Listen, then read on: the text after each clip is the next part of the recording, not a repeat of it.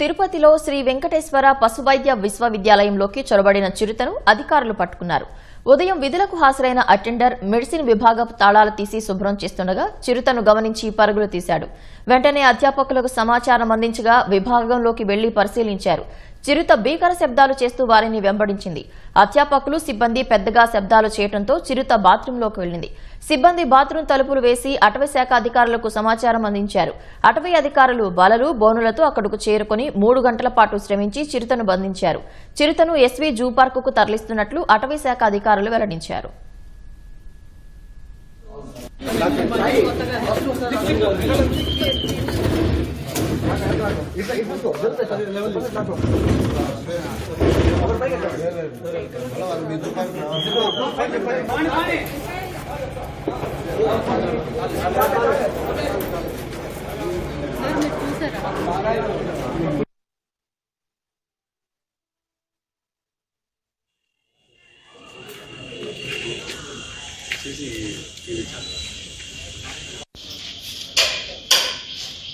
CCTV